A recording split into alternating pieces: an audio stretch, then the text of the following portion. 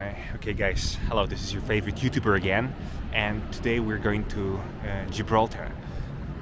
And I decided to book an excursion from Malaga uh, because it's the cheapest option. So yeah, this is one of the stops on the way, and we'll be arriving in Gibraltar in around half an hour. Uh, The only drawback is that I had to wake up at 6 a.m. to get to the meeting point in Malaga. But I hope that, as always, you'll enjoy this trip and we'll learn something together. Oh, by the way, we'll not be taking the cable car to the Rock because it's under maintenance. And I learned about it today, so, well, unlucky, but what can you do? Alright guys, I'll speak to you from there. See you soon. Hey everyone, welcome back. Today we're going somewhere truly unique. A little slice of Britain at the tip of Spain. Yes, I'm talking about Gibraltar. I set off from Malaga in southern Spain, about 135 kilometers away, roughly a 2-hour drive. You can also get there by bus or by combining a train and taxi. But remember, Gibraltar is a British overseas territory. You'll cross an actual border, so have your passport ready. And here's an important tip. Gibraltar uses UK mobile networks, which aren't covered by EU free roaming. If your plan doesn't include UK roaming, you can get hit with high charges. I recommend turning off mobile data just in case. Gibraltar's history is fascinating. The rock itself has been home to humans for tens of thousands of years. Neanderthal remains were found in Gorham's Cave, dating to over 40,000 years ago. The Moors took Gibraltar in 711 AD, naming it Jabal Tariq, Mountain of Tariq, after their commander.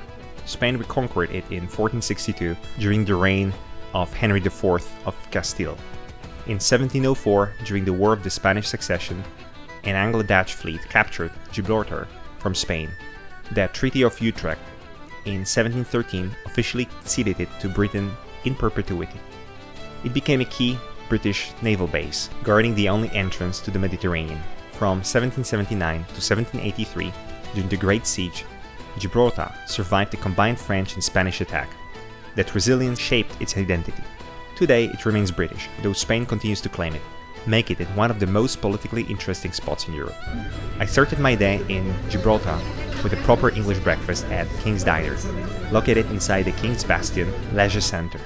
Built in 1773 by British military engineer Sir Robert Boyd during the lead-up to the Great Siege, King's Bastion was one of Gibraltar's strongest fortifications with heavy artillery facing the bay. Today it's a leisure centre with an ice rink, bowling, and cinemas. But sitting here, I could still see traces of the original 18th century stonework.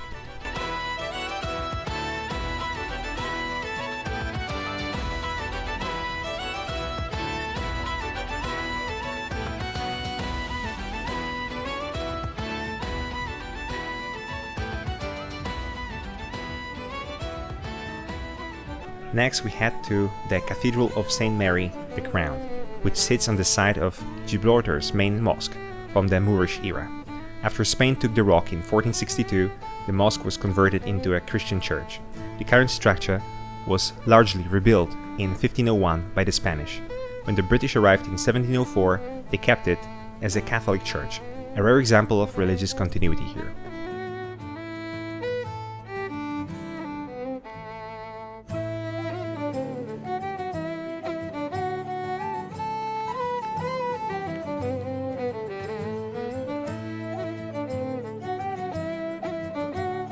Walking down Main Street feels like being in a British high street with a Mediterranean twist. Many of the buildings date from the 18th and 19th centuries, with colorful shutters and wrought iron balconies. Main Street has always been Gibraltar's commercial heart.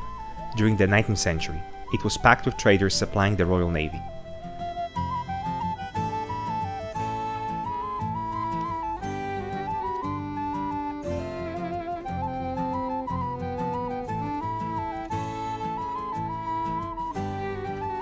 Across the main street is the Convent.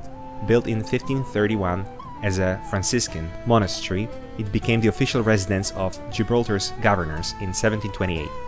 Its red brick facade is distinctly British, but inside you'll find echoes of its Spanish religious past.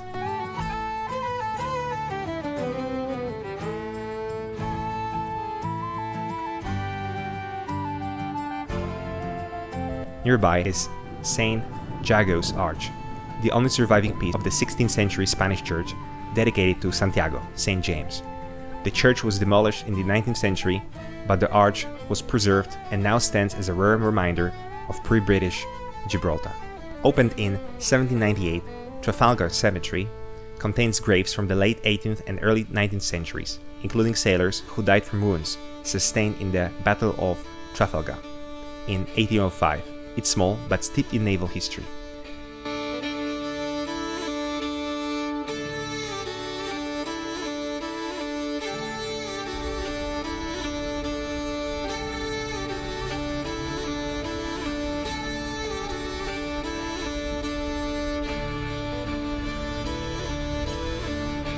Created in 1816 by Governor Sir George Donne, the Alameda Gardens were designed as a leisure space for off-duty soldiers. Today they are home to subtropical plants, fountains, and even an open-air theater.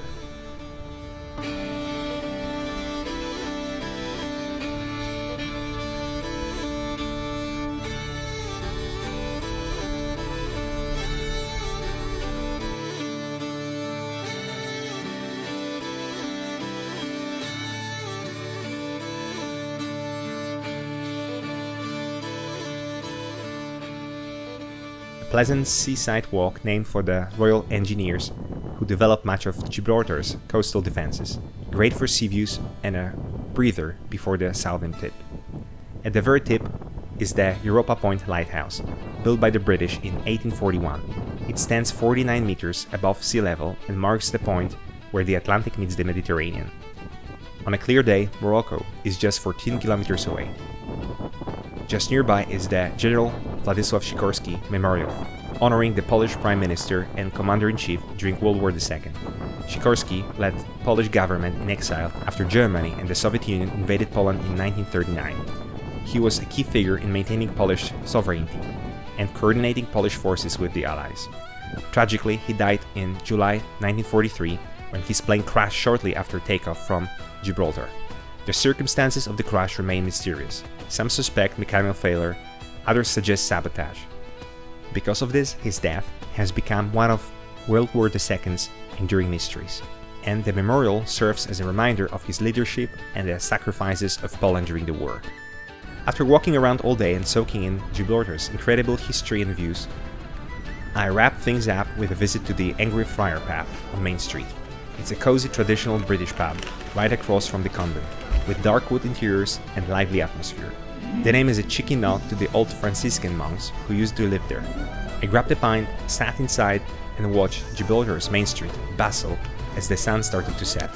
It was the perfect way to end the day of sightseeing. So that's my day in Gibraltar.